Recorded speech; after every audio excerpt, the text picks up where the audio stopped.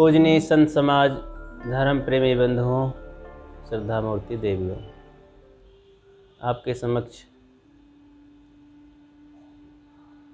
एक भजन है और फिर उसके बाद कुछ विचार है। कैसे होगा भाव से पार, पारख बिन ज्ञान गुरु के। तो पारख क्या चीज़ है? अक्सर चर्चा होती है कि पारखी संत आए हुए हैं, पारखी भगत हैं, हमारा पारख समाज है। पारख क्या है, इसको समझ लेना चाहिए और जीवन में परख शक्ति आनी चाहिए और वैसा ही जीवन जीना चाहिए। तो भजन मैं गाता हूँ, आप सब लोग उसे दोहराएंगे। कैसे होगा भव से पार, पारख बिन ज्ञान गुरु के। कैसे होगा भव से पार, पारख बिन ज्ञान। कैसे होगा भव से पार, पारख बिन ज्ञान गुरु के। कैसे होगा भव से पार, पारख बिन ज्ञान के। पारख बिन ज्ञान गुरु के, पारख बिन ज्ञान गुरु के। पारख बिन ज्ञान गुरु के, पारख बिन ज्ञान के। कैसे होगा भव से पार, पारख बिन ज्ञान गुरु के। कैसे होगा भव से पार, पारख बिन ज्ञान के। ये देवी देव बिचारे, जिनके तुम आज सहारे। ये देवी देव बिचारे, जिनके तुम आज सहारे। ये देवी देव बिचारे, जिनके तुम आज सहारे। ये देवी देव बिचारे, जिनके तुम आज सहारे। नहीं वे कुछ भी सुने पुकार, पारख बिन ज्ञान गुरु के। नहीं वे कुछ भी सुने पुकार, पारख बिन के। पारख बिन ज्ञान गुरु के, पारख बिन ज्ञान गुरु के। पारख बिन ज्ञान गुरु के, पारख बिन ज्ञान गुरु के। कैसे होगा भव से पार, पारख बिन ज्ञान गुरु के। कैसे होगा भव से के। कैसे होगा भव से पार, पारख बिन ज्ञान गुरु के। कैसे होगा भव से पार, पारख बिन ज्ञान गुरु के। चाहे गंगा रोज नहा ले, चाहे जितना पुण्य कमा ले। चाहे गंगा रोज नहा ले, चाहे जितना पुण्य कमा ले। चाहे गंगा रोज नहा ले, चाहे जितना पुण्य कमा ले। चाहे गंगा रोज नहा ले, चाहे जितना पुण्य कमा ले। चाहे तीर्थ करो हजार, पारख बिन ज्ञान गुरु के। चाहे तीर्थ करो हजार, पारख बिन के। चाहे तीर्थ करो हजार, पारख बिन ज्ञान गुरु के। चाहे तीर्थ करो हजार, पारख बिन ज्ञान गुरु के। पारख बिन ज्ञान गुरु के। पारख बिन ज्ञान गुरु के। पारख बिन ज्ञान गुरु के। पारख बिन के। कैसे होगा भव से पार, पारख बिन ज्ञान गुरु के। कैसे होगा भव से पार, पारख बिन ज्ञान गुरु के। बिन गुरु ज्ञान न होवे, फिर अंत समय पछतावे। बिन गुरु ज्ञान न होवे, फिर बिन गुरु ज्ञान न होवे, फिर अंत समय पछतावे।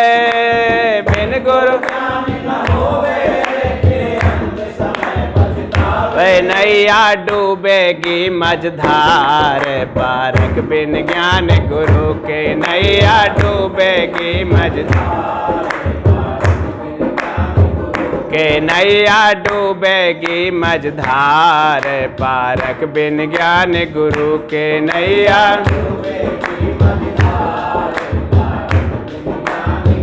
के पारक बिन ज्ञान गुरु के, पारक बिन ज्ञान गुरु के, पारक बिन ज्ञान गुरु के, पारक बिन के कैसे होगा भाव से पार, पारक बिन ज्ञान गुरु के कैसे होगा भाव से,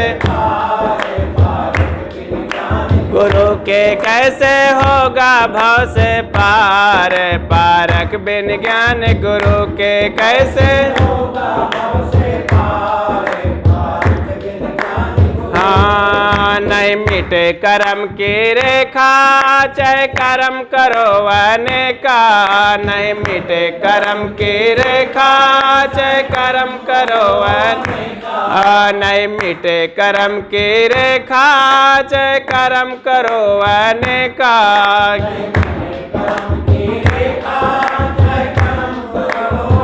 का इस पर जल्दी करो विचार, पारक बिन ज्ञान गुरु के इस पर जल्दी करो विचार, गुरु के इस पर जल्दी करो विचार, पारक बिन ज्ञान गुरु के इस पर जल्दी करो विचार, के पारक बिन ज्ञान गुरु के, पारक बिन ज्ञान गुरु के, पारक बिन ज्ञान गुरु के, पारक बिन ज्ञान गुरु के कैसे होगा भाव से पार, पारक बिन ज्ञान गुरु के कैसे होगा भाव से पार, के कैसे होगा भाव से पार, पारक बिन ज्ञान गुरु के कैसे होगा भाव से पार, पारक बिन ज्ञान गुरु। हाँ कहे धर्मदास भ्रम छोड़ो, सतगुरु से नाता जोड़ो, सत धर्मदास भ्रम कहें धर्मदास भ्रम छोड़ो, सतगुरु से नाता जोड़ो,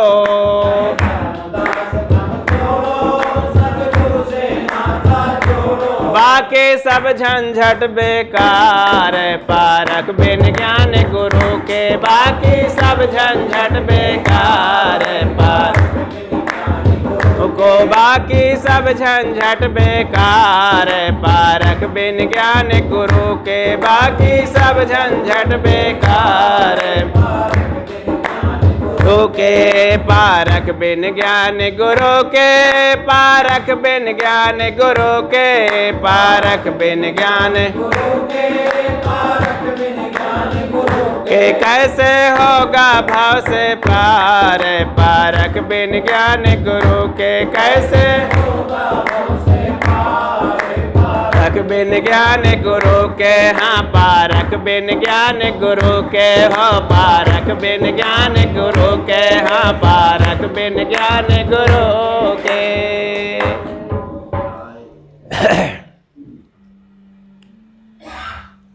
हर परिस्थिति में हम सुखी जीवन कैसे जिए, क्योंकि परिस्थितियाँ तो अनुकूल प्रतिकूल सुख दुख अच्छी बुरी ये आती रहती हैं। सदैव मनपसंद कोई परिस्थिति रहती नहीं, अनुकूल परिस्थिति नहीं रहती है। घर के ही लोगों के कार्य अच्छे नहीं लगते हैं,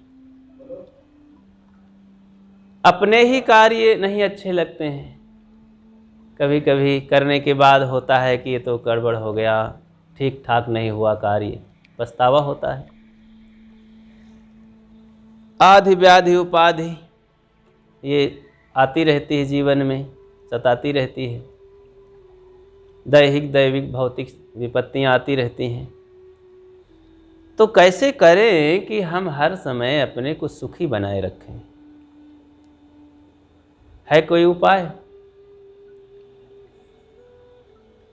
उपाय है।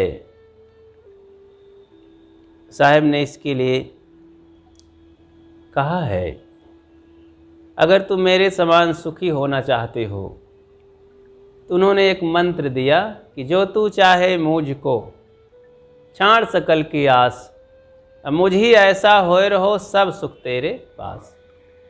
आशा छोड़ के हो निराशा, तब दुनिया का देख तमाशा।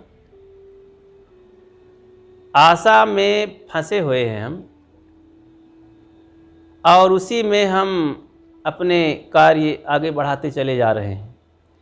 ध्यान नहीं देते हैं, मुड़ करके अपने पर अवलोकन नहीं करते हैं कि हम सही पथ में जा रहे हैं कि नहीं। कोई कार्य जब हम करते हैं तो उसके अच्छे बुरे परिणाम होते हैं। जब बराबर बुरे ही परिणाम आ रहे हैं तो जरा हम अपने कार्य पर फिर से अवलोकन कर लें। फिर वही खराब परिणाम देने वाला, दुख वाला परिणाम देने वाला तो कार्य नहीं हो रहा है। अगर हो रहा है तो उसको बंद करें। बोने के पहले बीज को देख लिया जाता है। जब बीज देख लेंगे कि बढ़िया बीज है, फसल अच्छी होगी और पैदाइश अच्छी होगी, खाने में इसका टेस्ट बढ़िया होगा, उसी धान गेहूं को बोया जाता है, उसी अन्न को बोते हैं। अब काटते समय तो भाई अब बहुत घुटन होती है, बहुत दुख होता है कि ये कहाँ से हो गया, ये तो खाया नहीं जाएगा। बोते समय हम जांच करते नहीं हैं, मतलब कार्य करते समय कोई ख्याल नहीं कि कैसा कार्य हम कर रहे हैं। जब उसका परिणाम आने को होता है तो बहुत दुख होता है। तो परिणाम तो आएगा ही, जैसा कर्म हम करते हैं। तो कर्म को ख्याल रखें और हमारी अच्छी सोच, अच्छे विचार होने चाहिए। करहु विचार तो सब दुख, जब सब दुख चला जाएगा तो क्या आ जाएगा? सब सुख। जब सब दुख चला जाएगा तो सब सुख आ जाएगा। तो सब सुख है क्या? बस वही शांति, दुखहीन दशा, कोई परेशानी, कोई चिंता ना हो, मन प्रसन्न रहे। तो उसके लिए करना पड़ेगा, बनाना पड़ेगा, ये हमारी जिम्मेदारी है। जैसा कि साहब बता रहे थे कि ये सब करना, जीवन सुधार करना हमारी जिम्मेदारी है। पूरे हैं वे मर्द जो हर हाल में खुश हैं, मिला अगर माल तो उस माल में खुश हैं, कभी ओढ़े टाट तो कभी बाट में खुश हैं, हो गए बेहाल तो उस हाल में खुश हैं। पूरे हैं वे मर्द जो हर हाल में खुश हैं। हर हाल में हम कैसे प्रसन्न रहें, कैसे सुखी रहें, इसके लिए हमें सब समय अच्छी सोच, पॉजिटिव सोच बनाना चाहिए। जैसे उदाहरण से समझ लें,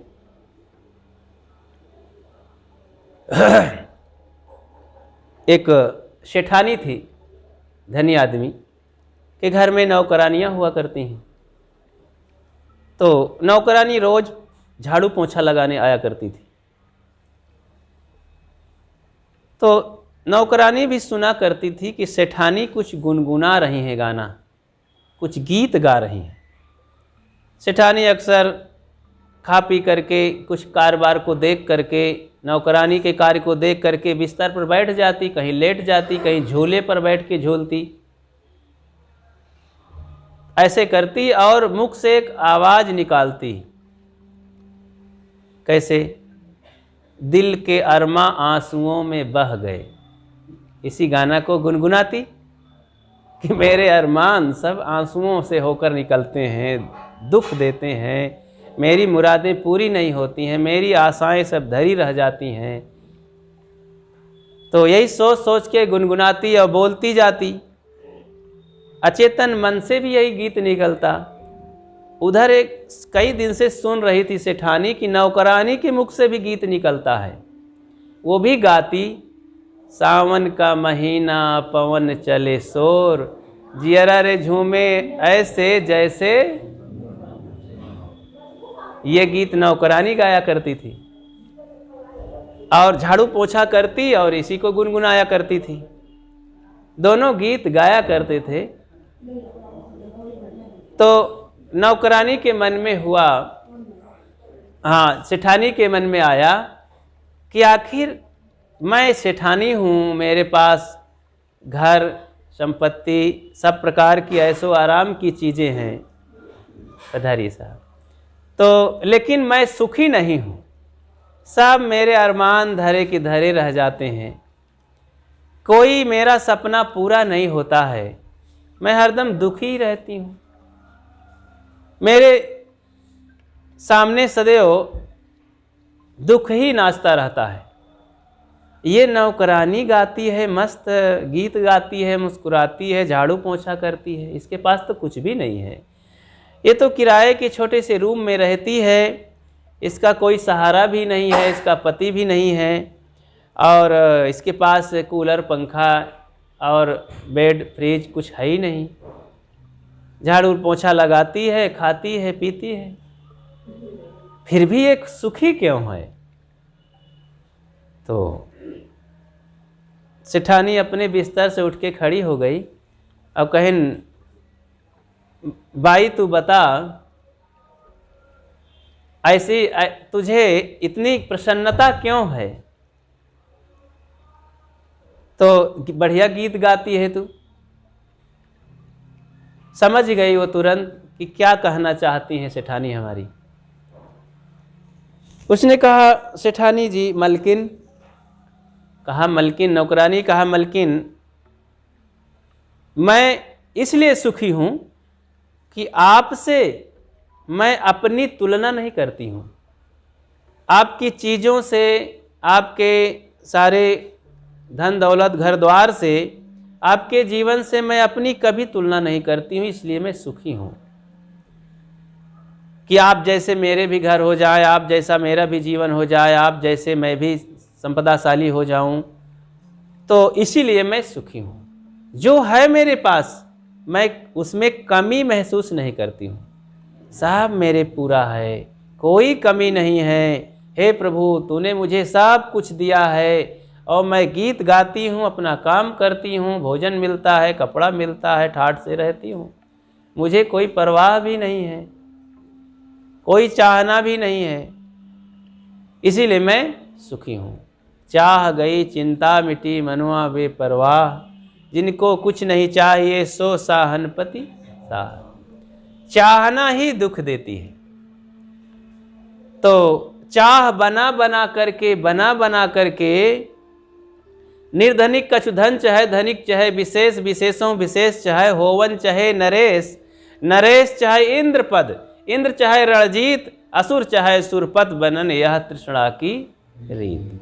ये तृष्णा कभी शांत नहीं होती है, ये हर समय भूखी रहती है। मैं भूखी रे, मैं भूखी रे, सबके पास ये दौड़ती है अपना पेट भरने के लिए, कोई भर नहीं पाता। एक राजा को अहंकार हुआ कि मैं इतना बड़ा राजा हूँ, मेरे पास हजारों लोग रोज खाते हैं, मैं भंडारा करता हूँ, ये कहाँ से आ गई? उसने वो भिखारिन का रूप बनाई थी वो तृष्णा, और वो आ गई। अरे इतना तू सूखी रूखी क्यों है, खाने पीने को नहीं पाती क्या? राजन, मुझे मेरा कोई पेट ही नहीं भर पा रहा है, मैं क्या करूं, इसीलिए सूख गई हूं। राजा को बड़ा अहम था, उसने कहा, अरे तू कहाँ मर रही है, असूख कर कांटा हो गई है, हमारे यहाँ आ, तुम्हारा पेट भरने के लिए मैं तैयार हूँ। उसे खिलाने का अहंकार था कि मेरे पास इतना भरा हुआ है, वो पूरी गोदाम भरी है, इतना भंडारा बनता है। तो कहें ठीक है, आइए राजन, आप बहुत कहते हैं तो दे दीजिए, खा लूँ, आज तक तो लोग मेरा पेट नहीं भर पाए कोई। कहें अरे भूखे लोग ऐसे ही कहा करते हैं, बैठिए। तो बैठ गई फलती मार करके, और लाया एक पारस करने वाला, पूड़ी परस दिया, सब्जी परस दिया, दो दो करछुली, दूना परस दिया आदमी के हिसाब से। तो फिर वो शुरू कर दी और कहा, जल्दी लाओ भाई, अभी तो मेरी भूख खुली ही नहीं थी, अब खुल गई है, जल्दी लाओ, मैं अब तड़प रही हूँ, मर रही हूँ। लोग उसे ला करके दोनों हाथ से डाल दिए पत्तल में, तो वो भी हाथ से उठाई और सहज ही निगलने लगी। गजब हुआ, एक सेकंड में ही वो सब खा गई। तो टोकरी का टोकरी देने लगे। दाल भात पूड़ी साग भात वो सब उठाकर भखने लगी, सब भक्षण कर जाती।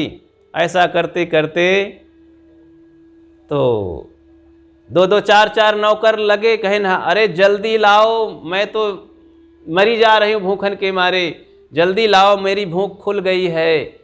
खूब चिल्लाने लगी, ललकारने लगी, राजा को धिक्कारने लगी कि मैं जब तक शुरू नहीं की थी मेरी भूख खुली नहीं थी। अरे तू मार डालेगा, जल्दी खिला मुझे। तो अब उसकी बखारी खुल गई, बड़ी बड़ी कोठियाँ भूख वाली, अब खाती चली जाती। तो पूरा भंडार हजारों आदमी का भोजन खा लिया। राजा से कहने लगी जल्दी खिला, मेरा पेट खाली का खाली है। उसने कहा भाई ऐसा करो, भोजन तो खत्म हो गया, कच्चा पक्का जो भी हो, कद्दू कोहड़ा लौकी और गेहूं चावल सब डाल दो। सब गोदाम से उठा उठा के डालने लगे, सब सूखा गीला सब खा गई। तो इस तरह से खाते खाते अंत में राजा ने हाथ जोड़ लिया कि मैं नहीं जानती हूँ आप हैं कौन, आदमी तो ऐसा नहीं करता है। उसने कहा राजन ये समझ लो, घमंड मत करो, मैं तृष्णा हूँ, आज तक मेरा पेट कभी भर नहीं गया, और जल्दी ला खिला, नहीं मैं तुम्हारा विनाश कर डालूंगी। राजा वहाँ से भागे जान बचाने के लिए। तृष्णा ने उसे खदेड़ लिया। वो भागकर एक महात्मा के पास जाकर खड़े हुए, महात्मन बचाइए मुझे, तृष्णा राक्षसी तो मुझे खा डालेगी। महात्मा ने कहा रुक जा उधर, अब ये मेरी शरण में राजा आया है, क्या बात है। राजा को देखकर, संत को देखकर वो राक्षसी ठहर गई तृष्णा। अब उसकी हिम्मत नहीं पड़ रही थी कि मैं राजा के ऊपर कुछ अपना कब्जा डालूं, उसे परेशान करूं। राजा शांत हो गया तो वहीं चुपचाप भयभीत था कि मुझे मार डालेगी। महात्मा ने कहा राजा को परेशान मत करो, तो तृष्णा हो, और अपने कमंडल से पानी उस पर छिड़क दिया और तृष्णा शांत हो गई कि ठीक है अब मेरी भूख प्यास सब बुझ गई है, शांत होकर बैठ गई। एक उदाहरण है, ऐसा नहीं होता इतना ज़्यादा खाने वाली, लेकिन ये तृष्णा का रूप ऐसे ही होता है। कोई भी दुनिया में ये चाहना को पूरी नहीं कर पाया, चाहना कभी पूरी नहीं होती है, तो चाहना करने वाले का जीवन पूरा हो जाता है, लेकिन चाहना कभी आघाती नहीं है। इसलिए संत गुरुजनों ने कहा इसको, इच्छाओं को समाप्त करो और संतोष धारण करो। सदगुरु कबीर ने कहा गोधन गजधन बाजधन और रतन धन खान, जब आवे संतोष धन सब धन धूर। बड़े बड़े यहाँ पर धनी मानी जागीरदार लोग जब संतोष धारण करते हैं तभी सुखी हो पाते हैं। तो हर समय हमें संतुष्ट होकर के जीवन जीना चाहिए, पूरा समझना चाहिए कि हमारे पास सब कुछ है, कोई कमी नहीं है, तो हर समय हम सुखी महसूस कर पाएंगे। एक जमींदार आदमी था, बूढ़ा होके ख़त्म हो गया, शरीर पूरा हो गया। उसका एक लड़का था, वो धीरे धीरे जवान हुआ, वहाँ का मालिक बना अपने जमींदारी का। एक दिन घोड़े पर बैठा और अपने जमीन देखने के लिए चल पड़ा खेत खलिहान की ओर। वहाँ गया, देखा मैदान में कि वो पूरा कई किलोमीटर तक लगता है उसी का खेत था, लेकिन एक बीच में झोपड़ी बनी हुई थी। देखें झोपड़ी में कौन रहता है। वहाँ गया, देखा तो उसे पता चला वो था उनके पिता का, उन्हीं का एक पुराना नौकर था। वो नौकरी करते करते वहीं बूढ़ा हो गया था, खेत की रखवाली करता था। नौकर सेठ का, वो धनी आदमी का बहुत ईमानदार नौकर था, वहीं बूढ़ा हो गया था, झोपड़ी में रहता था, बड़ा संतुष्ट सुखी जीवन जी रहा था। तो घोड़े पर सवारी करके गया, देखा कि झोपड़ी के अंदर एक बूढ़ा बैठा हुआ है, लगभग 80 साल 85 साल का बूढ़ा था, और भोजन बना के रोटी, अपनी बड़ी से मोटी रोटी थाली में रख लिया था। थोड़ा सा नमक था और एक मिर्चा रखा था, हरा मिर्च, और अंजलि बांध करके झुका हुआ कुछ प्रार्थना कर रहा था। उसके मुख से निकल रहा था, हे प्रभु मुझे तो तूने सब कुछ दिया। वाह प्रभु वाह, तुझे बहुत बहुत धन्यवाद है हे गुरुदेव, आपकी कृपा से मुझे कोई कमी नहीं है। वाह वाह, आप कितने अच्छे हैं, सब कुछ मुझे दे दिया, कितना सुखी जीवन मेरा है। इतना कह करके आंखें खोला और रोटी में हाथ लगाया तो उधर से घोड़े पर बैठे बैठे राजकुमार बोला, युवक मुस्कुराया और कहा, तुम दरिद्रों को इसी सूखी रोटी में ही माल मलाई नजर आ रही है। कहते हो हम सब से बहुत, प्रभु ने मुझे सब कुछ दिया है। अरे तुम्हें क्या दिया है? झोंपड़ी में रहता है, रूखा सूखा खाता है, फटा पुराना पहने हैं, तेरे पास क्या है आखिर? प्रभु ने तुझे क्या दिया है? प्रभु ने तो हमें दिया है। हमारे पास कई मंजिल के मकान हैं, हमारे पास लड़के बच्चे हैं, सुंदर पत्नी है और बैंक बैलेंस है, निर्वाह की सारी चीज़ें हैं हमारे पास। युवक ने अहंकारी स्वर में मुस्कुराते हुए कहा, रे बूढ़े तेरे पास क्या है? तू क्या जाने वास्तव में दरिद्र लोगों को क्या है। थोड़ा सा मिल गया तो बस यही मान लिए कि हम सबसे सुखी हैं। तुम क्या जानो, दरिद्रों को क्या पता है माल मलाई हलवा पूड़ी खीर बादाम क्या होता है। बूढ़े ने सब शांत स्वर से सुन लिया और एक शब्द बोला, बाबू मैं और नहीं जानता हूँ तुम्हारी बात को, इतना जानता हूँ कि इस एरिया का सबसे सुखी इंसान कल सुबह मर जाएगा। कल सुबह इस दुनिया, इस क्षेत्र का सबसे सुखी इंसान मर जाएगा। तो हंसा तेजी से नौजवान, तुरंत इसका अर्थ लगाया कि इस क्षेत्र का सबसे सुखी इंसान मैं हूँ, क्योंकि मैं राजा हूँ, मेरे पास धन की कोई चिंता नहीं है, जमींदारी है, ज़मीन है, नौकर चाकर है, बैंक बैलेंस है, खजाना है, तो सबसे सुखी तो मैं हूँ, तो मेरे लिए ये कह रहा है। तो उसने हंसा जोर से, अरे तू अपनी परवाह कर, सुखी इंसान की परवाह मत कर। बूढ़ा चुपचाप अपनी रोटी की तरफ निगाहें डाला और तोड़ करके मस्ती से खाने लगा। बहुत स्वाद आ रहा था उस मोटी रोटी नमक में, मस्त झूम झूम के खा रहा था, खूब स्वाद ले ले करके। वो घोड़े पर अपना बैठा ही था, आगे एड़ लगाया और निकल गया घर की ओर। लेकिन दिमाग में बातें चली गई थी कि कल सुबह मर जाएगा। उसने सोचा कहीं सही ना हो जाए उसकी बात साबित, चलो मेडिकल टेस्ट करवाया जाए।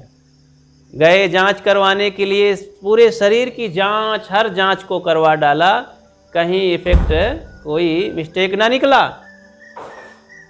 तो उसके मन में बार बार यही हो रहा था कि बूढ़ा क्या जाने, ये मेरे लिए ऐसा नहीं हो सकता, वो झूठ बोलता है, क्या जाने। फिर भी दिमाग में नाचती रही बातें, न जानी सही न हो जाए उसकी बात। रात भर नींद नहीं आई, भोजन पचा ही नहीं उसे, कहीं शरीर न मेरा छूट जाए, उसकी बात सही हो जाए। सुबह हो गई, 8, 9, 10 बज गए। तब क्रोधित होकर के घोड़े पर बैठा और उसे डांटने के लिए चल पड़ा कि ऐ बूढ़े, तेरी बात झूठ हो गई है, इस क्षेत्र का सबसे सुखी तो मैं जीवित हूँ। ये बताने के लिए चल पड़ा। बोलिए सद्गुरु देव की जय। बैठे सब। तो ये बताने के लिए अपने घोड़े पर बैठा वो युवक चल पड़ा कि बूढ़े को अभी चल करके उन्हें डांट लगाते हैं।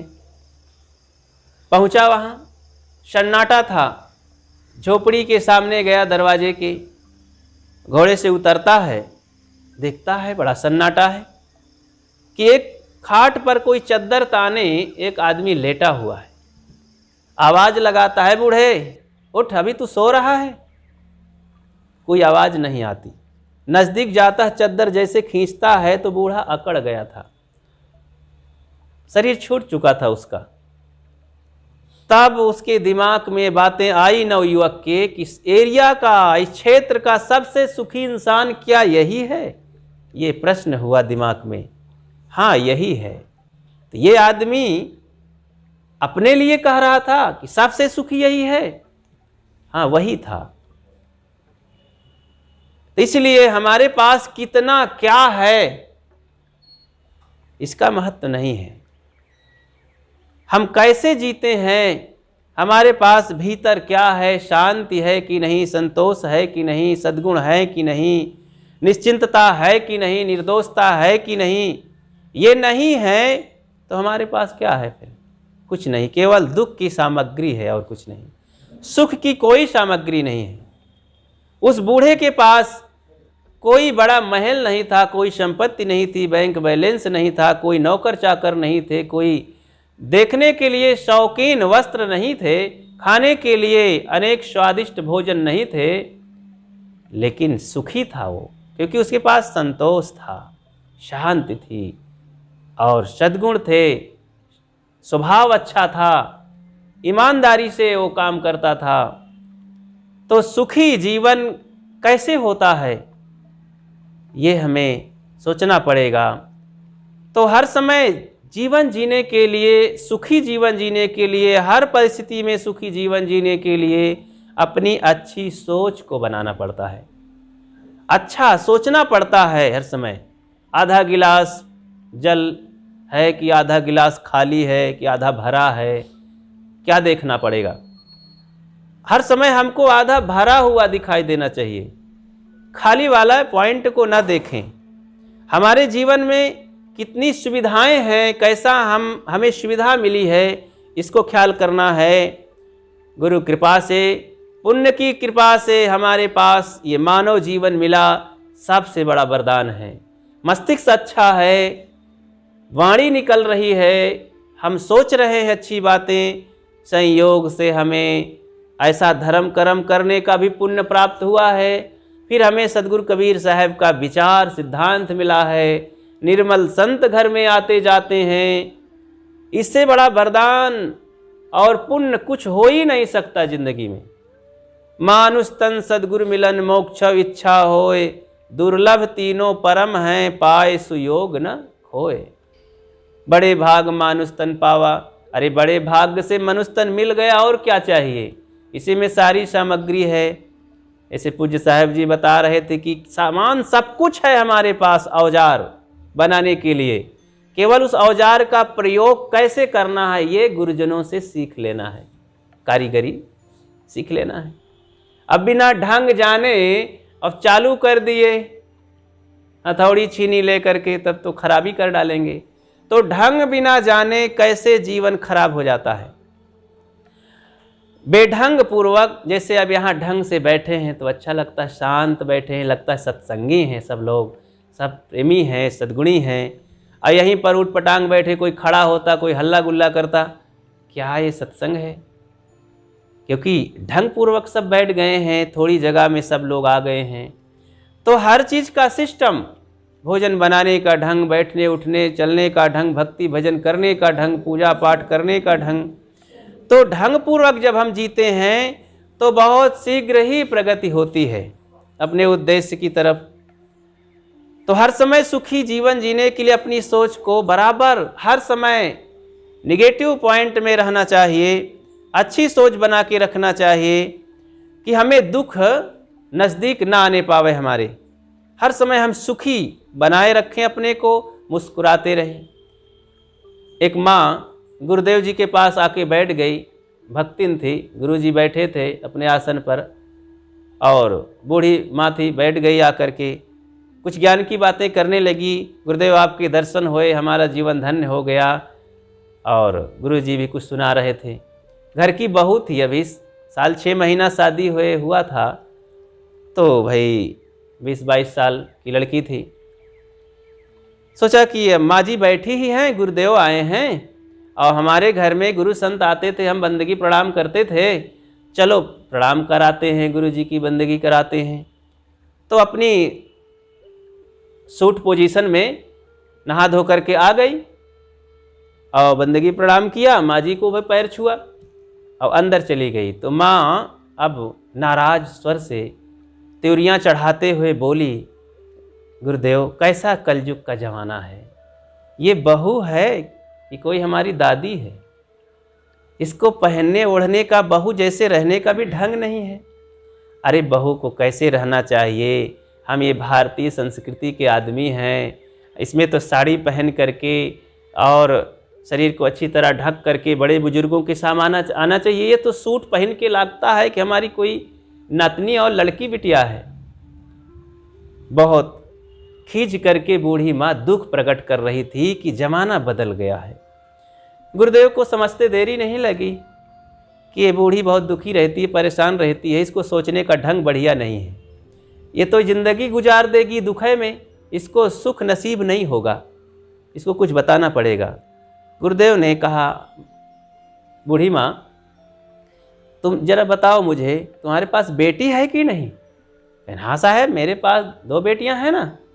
शादी हो गई है? नहीं नहीं, एक की शादी हुई है, अभी पिछले बरस शादी हुई है, एक अभी घर में रहती। कितने बरस की है? अभी जिसकी शादी नहीं है वो भी अभी 18-20 की हो गई है। कहीं वो साड़ी पहनती कि सूट? नहीं साहब, वो तो सूट पहनती है, नैहर में कहाँ साड़ी पहनेगी, वो सूट पहनती है। कहीं जिसकी शादी हो गई, कहें हाँ वो ससुराल जाती है तो वहाँ साड़ी पहनती है, यहाँ आती है तो सूट है वो भी पहनती है, पढ़ी लिखी है। अच्छा, कहें पढ़ी लिखी है तो ऐसा किया करो, तुम्हारी बहू जब सूट में आवे, उम्र में तो तुम्हारी बिटिया के ही समान है। अरे 20-22 की वो भी है तुम्हारी बिटिया भी, और ये भी है, तो जब सूट पहन के आया करे तुम्हारे पास, उसको बेटी मान लिया करो और मुस्कुराया करो, हंस दिया करो। और जब साड़ी पहन के आ जाए तो बहू मान करके हृदय से लगा लिया करो। दोनों विधि से प्रसन्न रहो, सुखी रहो, नहीं मर जाओगी 1-2 साल में जी करके दुखी ढंग से। तो सुखी होने के लिए कुछ अपने अंदर सोचने का ढंग लाओ। कैसे हम सुखी रहेंगे? हम पढ़े लिखे होकर के भी, एक घर में पति पत्नी रहते थे, पति महोदय आ गए, भोजन बना तैयार था, पत्नी ने भोजन परोस दिया, भोजन हाथ से साना और मुख में ले गया, सब्जी में बहुत नमक था, तुरंत उसका हाथ गया दाल में नमक ही डालना भूल गई थी श्रीमती। उसे बहुत क्रोध आया, थाली छोड़ करके कुछ कहा तो नहीं, लेकिन कुछ बड़बड़ाया मुख में धीरे धीरे और निकल गया घर से बाहर। अब भारतीय संस्कृति है कि देवियां बिना पति को खिलाए खाती नहीं है, अब तो चालू हो गया है। तो पहले ऐसे होता था, बड़े बुजुर्गों को खिलाए बिना खाती नहीं थी, तो उन्हें गणेश भगवान मानती थी, स्वामीनाथ मानती थी अपनी। बहुत दुखी हो गई कि अब पति महोदय हमारे खाए नहीं भोजन, अब मुझे भी भूखों मरना पड़ेगा, मैं कैसे खाऊं उनके बिना। बहुत दुखी हो गई, थाली उठा के वैसे ही रख दिया, अभी भरी थाली थी, वैसे ही बढ़िया परोसा सजाया हुआ भोजन। थोड़ी देर में ऐसे बैठी ही थी कि एक भिखारी आ गया, आवाज़ लगाया, मलकिन कोई मुझे खिलाओ ना भोजन, भूखा हूँ आज, भोजन नहीं मिला कहीं। सोचा कि क्यों ना इसी को दे दूं। अरे पति महोदय हाथ ही तो लगाए थे थोड़ा, भोजन तो वैसे रखा है, फिर भिखारी है, उठा के थाली दे दिया, यही खा ले, भिखारी ही खा ले। भिखारी देख करके भोजन ऐसा परोसा हुआ तो कभी कोई आदमी दिया नहीं था, जैसे तैसे लोग डाल देते थे उसके पात्र में। बहुत खुश हुआ, मलकिन आज धन्यवाद है, भगवान आपको सुखी रखे, बहुत धन्यवाद दिया, और खाने के लिए पलथी मार के चबूतरे में बैठ गया। वो भी खाना चालू किया तो जैसे टेस्टर के पास भोजन पहुंचा तो बता दिया कि नमक बहुत ज़्यादा है। तुरंत वो दाल को लेकर मुख में छुआया तो लगा कि इसमें नमक ही नहीं है, दाल और साग को एक में मिला लिया, फिर चेक किया तो संतुलन बढ़िया बन गया कि दाल भात रोटी साग मस्ती से खाया, झूम झूम के स्वाद लेकर के, और हाथ धोया और मलकिन को बहुत धन्यवाद दिया, आज आपने बहुत स्वादिष्ट भोजन कराया, बहुत शांति मिल गई, बड़ा पेट भर गया, मलकिन आप सुखी रहें, भगवान आपका भला करे। और कहते कहते चल दिया हाथ जोड़ करके। तब मलकिन सोचती है, मेरे पति इतनी डिग्री लेकर के पढ़े लिखे हैं, कॉलेजों में जगह जगह लोगों के पास बैठते हैं, हम लोगों की शादी हो गई, देखी देखा हुआ तो लोग कहेंगे बहुत योग्य बालक है, बहुत योग्य लड़की है। अब हम लोग इस गृहस्थी में सुखी नहीं हो पाए हैं जब से आए हैं। खाने पीने की छोटी छोटी बातों को ले करके नाक भौं के उड़ते हैं, घर से भागते हैं, तलाक देने के लिए तैयार होते हैं, मरने के लिए तैयार होते हैं। ये भिखारी जिसको तुच्छ समझा जाता है, दरिद्र कहा जाता है, वो कितना सुखी है। तो हम ज्ञानी हैं, बुद्धिमान हैं कि ये ज्ञानी बुद्धिमान है सुखी? वास्तव में संतुलन बनाना जो जानता है जीवन का, सुखी जीवन जीने का जिसके पास तरीका है, वो सुखी होता है। वो भिखारी आदमी के पास और कुछ नहीं रहा हो भले, लेकिन संतुलन बनाने का युक्ति तो थी, अकल तो थी। कितना प्रसन्नता से भोजन किया और चला गया, याद करता रहा। तो ऐसे ही हम अपने जीवन में संतुलन बनाना जाने। पति पत्नी में, लड़के बच्चों में, घर परिवार में, भाई भाई में, टोला पड़ोस में, हर समय हम झंकते रहते हैं, खींचते रहते हैं, नाक भौं सकोड़ते रहते हैं। इस तरह तो पूरी ज़िंदगी निकल जाती है और सुख का नामो निशान नहीं हो पाता है। इसलिए हर समय हम किसी भी परिस्थिति में रहें तो सोचने का तरीका थोड़ा बदलें और सुखी जीवन जीने की अपनी तैयारी कर लें। और हर समय यही उद्देश्य बना के रखें कि हर हालत में, कितने भी बड़े बड़े दुख आ जाएंगे, गरीबी आ जाएगी, तकलीफ़ें आ जाएंगी, बीमारी आ जाएगी, हर समय हम सुखी रहेंगे, ऐसा उद्देश्य बनाएं और सहते हुए दुखों को हंस हंस करके टाल दें और सुख अनुकूल अवस्था में सदैव काम करना आरंभ करें। प्रतिकूल परिस्थिति को भी झेल करके संतुष्ट रहें और अनुकूल स्थिति में भजन करें, साधन करें, दान पुण्य करें, कर्तव्य करें। जीवन हर समय प्रसन्न रहेगा, सुख महसूस करेंगे और आराम से ज़िंदगी बीतेगी। अपनी बात को यही विराम देता हूँ। अब पूज्य साहब जी विराजमान हैं, उनसे मैं निवेदन करता हूँ कि अपने आशीर्वचनों से हम सबको कृतार्थ करने की कृपा करें। बोलिए सद्गुरु देव की जय।